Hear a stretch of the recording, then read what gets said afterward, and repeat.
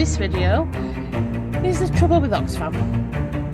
So recently, in case you missed it, they've disgraced themselves yet again with a highly discriminatory and offensive pride video depicting women. One of them looks remarkably like J.K. Rowling, as demons, evil TERFs, for believing in reality and that biological sex is real, immutable, and determined at conception. It's not the first time that Oxfam have let it be known that they hold women in contempt, specifically white women. Earlier this year, I think it was March, they released their inclusive language guide, which would like us to use the word parent and not mother or father, would like us to avoid child marriage and use forced marriage. Why they want us to remove the word child from the whole thing, I've no idea. Well, I have got a very good idea. They want us to use terms like cisgender and cisnormative and heteronormativity.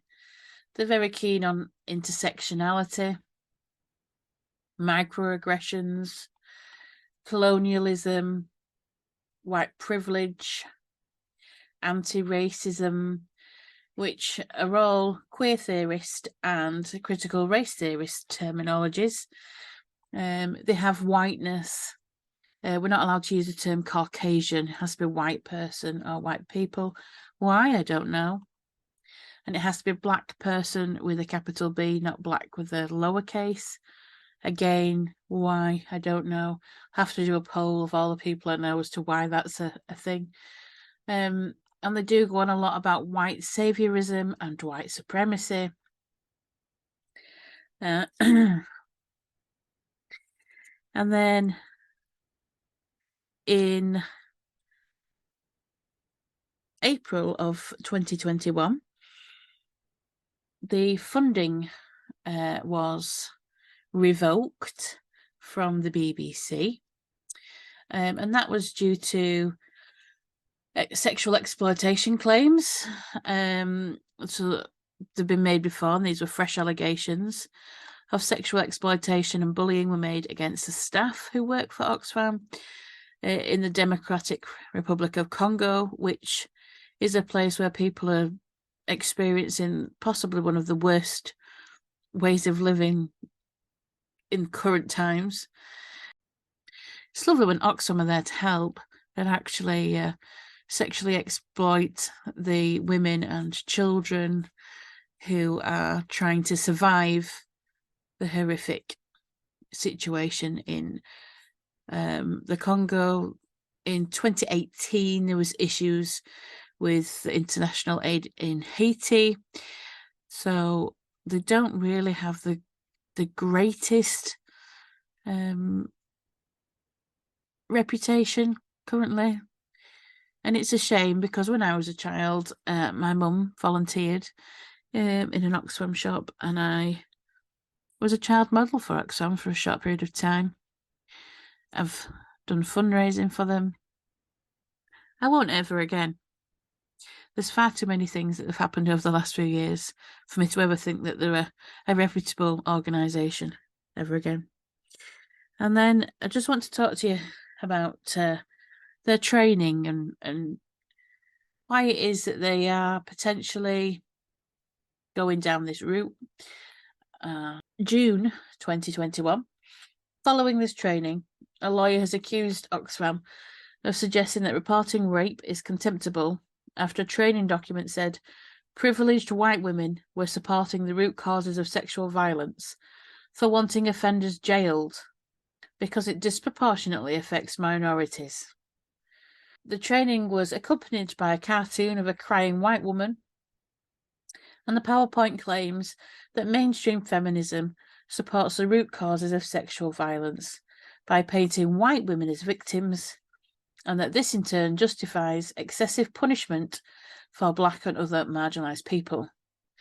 I have a couple of issues with this.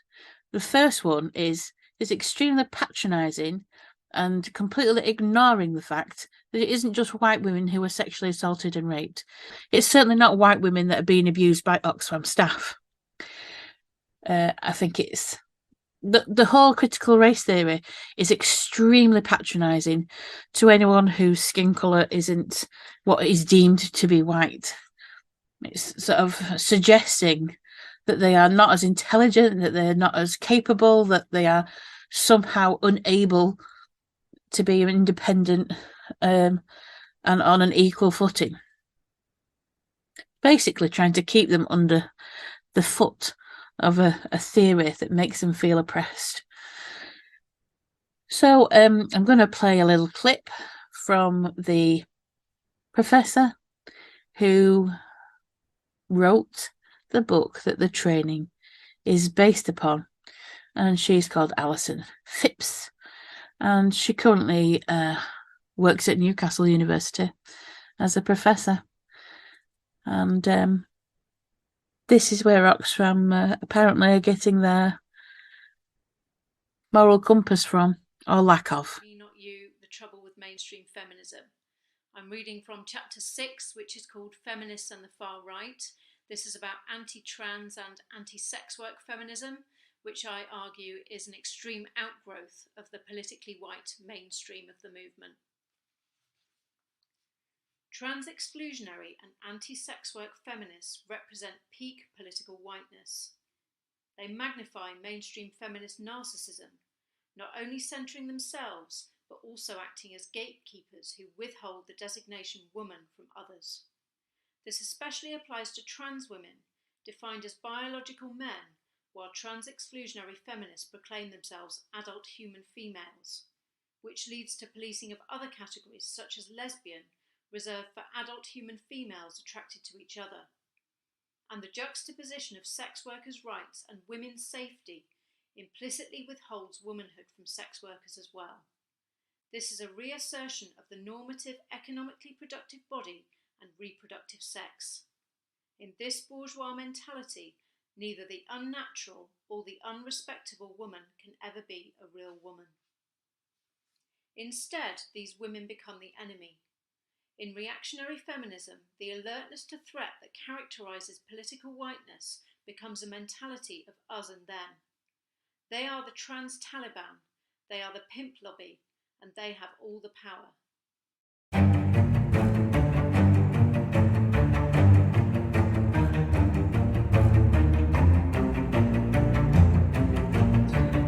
I hope you enjoyed my ramblings about Oxfam, and I will see you next time.